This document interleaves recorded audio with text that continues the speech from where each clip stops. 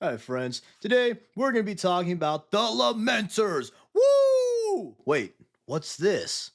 Oh my god, no! It looks like all the Lamenters were killed by demons. Well, I guess we'll just have to talk about those then. And also, as a plus, this could be considered my first fantasy video. So let's go, baby! Demons! There are many types of demons, but today we'll be covering the ones of the lesser variety. The lesser demons make up the bulk of any demonic army and are the standard infantry or support units. I'll mostly be covering the main four, but we'll also touch on some lesser known ones. No pun intended. Also, technically, demonic beasts are lesser demons, I think, but I won't be covering them today. But let's just start the show with what exactly are demons in 40k? Well, every demon in the Warhammer universe is a small piece of the respective Chaos God's essence. To make one, a Chaos God will basically break off a small part of themselves to create a new being. This does not mean they're a hive mind like the Tyranids, though. Each demon is sentient, has its own thoughts, and technically has free will. They're, of course, naturally inclined to serve their god, but they can sometimes act on their own will and defy their masters. Usually, the more powerful the demon, the more free thinking they are, which, in most cases, isn't an issue for the gods, since only the most loyal or effective demons are able to ascend. But we're getting a bit off track. The more of themselves that the gods spend to make a demon correlates to its power, which brings us back to the lesser demons. Lesser demons are the most plentiful and subservient of demons, which is befitting of their battlefield role. Although they're plentiful, they're no slouching battle. The power of a demon is also amplified by belief, since they're inherently connected to the warp. The more people fear a demon, the more powerful it'll become. This can also work against them, as very faithful, passionate, or brave warriors will actually have more power over demons. And this is also why melee weapons are generally more effective against demons than guns are, since killing something with a sword is often more personal than just shooting it. But most people are scared of demons, so this usually works in the demon's favor. This also means that even a single lesser demon can be a huge threat, and can even go toe to toe with space marines. The lesser demons are usually commanded by greater demons, demon princes, or demonic heralds. Heralds being lesser demons who are given a managerial position and a 1.5% raise after years of backbreaking service. And they say 40k is unrealistic. Oh, wait, that's sad. But let's start with the classic bloodletters. Bloodletter? I hardly know her. These funky fellows are the most prominent lesser demons of Khorne and are, of course, excellent in brutal assaults. These funky fellows are savage sword fighters and seek to prove themselves in vicious melee. Nearly every part of their body can be used as a weapon. They're super strong with extremely dense muscles, they have razor sharp claws, rending teeth, and also are big horny. Have big horns. The big horny ones will come later. But if all else fails, they also have a giant sword called a Hellblade. Hellblades are said to be formed from, and I quote, the souls of raging demons whose pure hatred sharpens their edge. And that sentence serves as the bloodletter's secondary weapon, as it's even edgier than the blade itself. But I guess you can't diss it if it works. The pure hatred of the trapped demons proves to make a potent weapon, as Hellblades can cleave through nearly any armor. The Bloodletters are also surprisingly disciplined, utilizing war horns to keep formation until they get close enough to enter silly mode. And by silly mode, I mean killy mode, cause they're gonna kill you. Finally, the strongest of the Bloodletters ride into battle on the demonic beast known as Juggernauts. So you got a sword swinging wacko riding on a rhino. Bad ass. These dudes are a terrifying presence in any battle. Hordes of them can spawn from the warp in mere moments. They're very fast, extremely strong, and near unbeatable in a melee engagement. And I just want to add, the Juan Diaz models are usually peak, but I so much prefer the strange alien look and slender design for the Bloodletters over the more generic Demon Man look that GW went for a bit. I think it just makes the Bloodletters a lot more unique and creepy, since this relatively lithe weirdo is basically just pure muscle and way stronger than you would think. Also, the first edition Bloodletters, they are the best thing ever. Like, look at these dudes. That is the scariest demon design, period. Moving on from Khorne, let's go on to the video game department of GW's favorite god, Nurgle. And these dudes, they have a bit more variety in their lesser demons than Khorne, so let's get right into it. First off, they're basic troops, and the closest analog to the Bloodletters, we got the Plague Bearers. Plague Bearer? I hardly know her. And these guys are actually different from other lesser demons, since they're literally built different. Instead of beginning as a shard of their god, they're actually mortals who were killed by Nurgle's rot. Nurgle's rot is a magic hell disease, also called the gift of Nurgle. Pretty shitty gift if you ask me, but I'm too shy to ever return gifts, so I guess it's whatever. And this disease slowly decays the infected both physically and mentally. Along with mutating and rotting away, the victims also develop depression, intense feelings of dread, and paranoia. Sounds a lot like the effects of scrolling TikToks, am I right, boys? But anyways, the Chaos Gods can't just mutate or claim anyone. They actually need the person to agree on a pact. So Nurgle gets around this with his rot. The rot eventually breaks down victims into willingly accepting Nurgle as their patron god since only he can alleviate them from the suffering.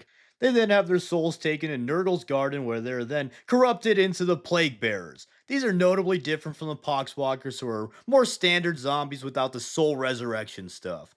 And plague bearers are impervious to pain, disgustingly resilient, and, as their name suggests, bearing of many plagues. A favored form of delivery for these plagues are their plague swords, which, as their name suggests, allows the plague bearers to bear plagues via their plague swords.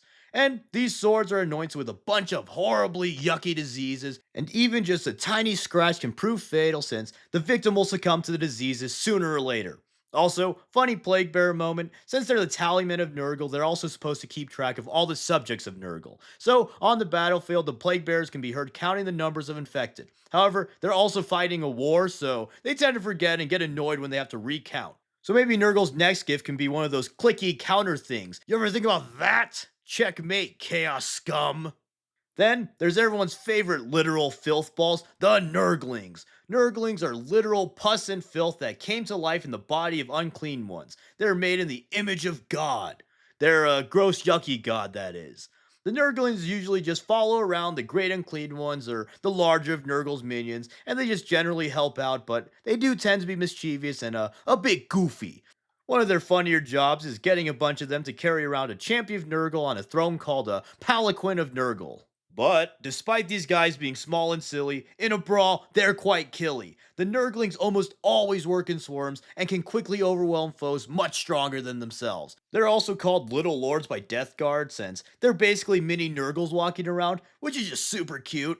And similar to Nurglings, there's also the Glitchlings. These first spawned when Perturabo teamed up with Nurgle to invade the Forge World of Toil. Glitchings spread viruses of the techno variety, and they're basically the mechanical equivalent of Nurglings, and they make all machines malfunction. They usually hang out with the Gellerpox infected to sabotage Imperial Gellerfield generators so that the warp can claim the vessels. But it's starting to stink in here, so let's move on to the demons of the funny bird man Tzeench. His premier demons being the horrors. Horror? No, that's the next category actually. The horrors of Tzeench are freaky little guys who constantly morph around and change as they skirt around the battlefield. The primary form of these are the pink horrors. Pink horrors are horrific pink things that are unusually joyous. They run around the battlefield screaming in excitement as they burn, flay, and shank whatever poor sod they're facing. Being demons of Zinch, these guys of course utilize magic. They often cast deadly spells, but they're also deadly up close. Although not as strong as a bloodletter or demonette, horrors are still scary up close on account of them being literal demons. Plus, them constantly morphing and regenerating makes them a very difficult opponent to duel. I'd imagine fighting them would be kinda like holding one of those jiggly water toys. You probably know what I'm talking about. Then, if you do manage to kill a pink horror, the horror isn't over as they split into two blue horrors, who are horrific blue things who, unlike their pink counterparts, are usually pissed off, sad, and like to argue with their other half. Oh, are you feeling blue, buddy? But still, despite the bad attitude and smaller stature, blue horrors are still a threat, especially since now there are two of them. But when you do finally kill these blue fellas, they split again. They split into brimstone horrors, who are horrific, brimstone things. Should have named them orange horrors, to be honest. And these are the most spiteful of all horrors as they try to burn whatever they can in hopes of regaining their power. And again, don't be deceived by their small size. Much like Nurglings, these little fellas excel in swarming their enemies, and they also like to sing songs mocking their victims. Yeah, they literally sing their diss track as they kill you. A literal roast session, if you will. Then another Tzeenchian lesser demon are the Flamers of Tzeench. These are basically sentient flamethrowers and they fly around incinerating everything with their magical warp flames. Another horrific attack is them expelling a gas that can dissolve living tissue, completely disintegrating people. And they say that the followers of Nurgle have bad gas. But with that excessively bad joke, let's get on to the newest Chaos God, Slaanesh. Her primary lesser demons are the Daemonettes. Daemonettes are a paradox as they're both beautiful and repulsive at the same time, and apart from being almost magically alluring, the Daemonettes also often look beautiful at a glance, but as you look closer, you start to see all the unsettling features. Their gorgeous flowing locks are actually grotesque tentacles, her deep dark eyes are dead soulless peepers, and those boobs, well, they're still boobs, but hell boobs. Ooh. So suddenly, the hot babe convention turns into your funeral procession as you're torn to shreds by razor arms, crab claws, and Slaaneshi daggers. The Demonettes excel in melee combat just like the Bloodletters, but where the Bloodletters focus on brute strength and aggression, the Demonettes utilize their speed, grace, and precision to eviscerate their enemies. Along with their great agility and skill, some Demonettes can also shoot demon fire from their claws or even have wings. Speaking of wings, this video is sponsored by Wingstop. I'm just kidding. But speaking of wings, there's the Furies. The Furies are undivided lesser demons that are basically just the generic winged gargoyle looking demons. They're born from when someone dedicates themselves to chaos, but this person's the type of person who can never pick a restaurant to eat at. Should have picked today's sponsor, Wingstop. Once again, just kidding. I will not plug something without them paying me first. Ah! But, anyways, since they can't pick a patron god, they end up aimlessly roaming the warp, joining in the occasional battle to help out Chaos. And there you have it. Those are the most prominent lesser demons in Chaos. I think that demons being in 40k is super cool, and I'm glad they decided to port them over from fantasy early on. I've always found the aesthetic of modern or sci fi soldiers fighting against demons to be cool as hell, pun intended.